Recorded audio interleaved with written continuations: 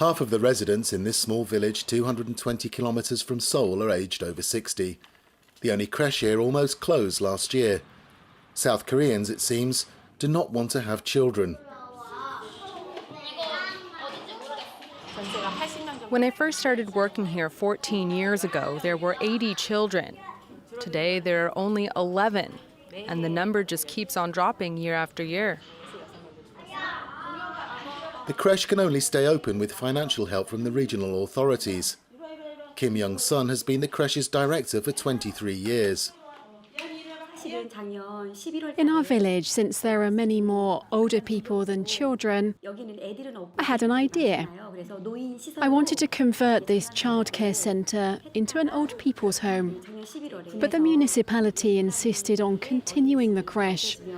The logic behind this is that if we shut the childcare centre down, then young people and couples will never want to settle down here.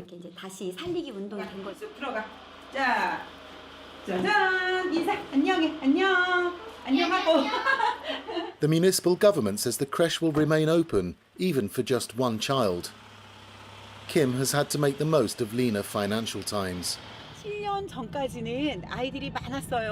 7 years ago, we had our own driver to take the children back home in a bus.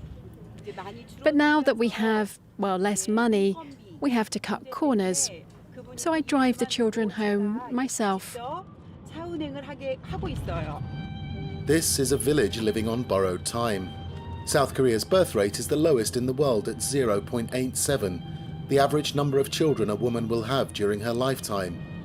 In an attempt to reverse the trend, advertisements extol the virtues of family life.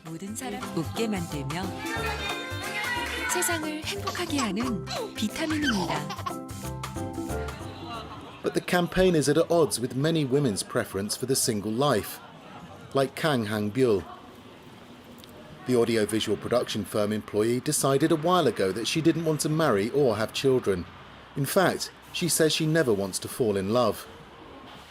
Kang is a member of the Sampo generation, educated women who prioritise their careers and reject the expectations of South Korea's conservative, patriarchal society, although they say they're not anti-men.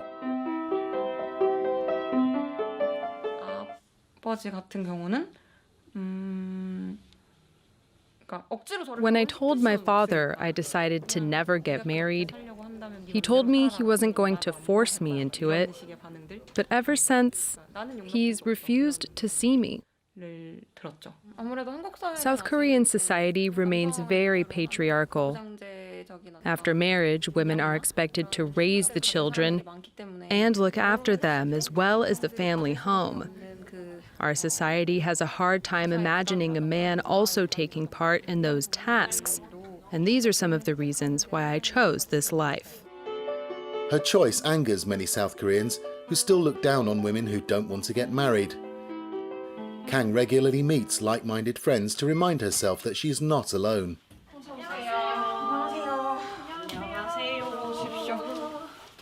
These women have also decided to go through life without marrying or having children.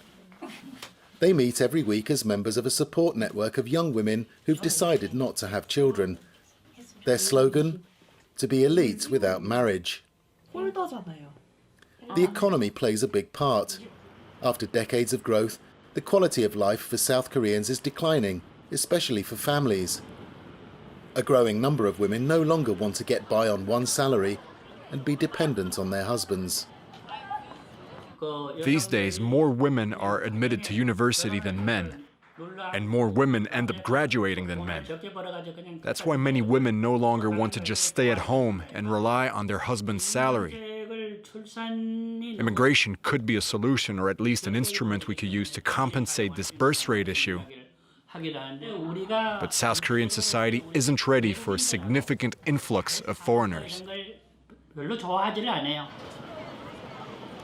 Over the past 12 years, the government has spent 120 billion euros on measures to encourage people to have bigger families. But the campaign has failed.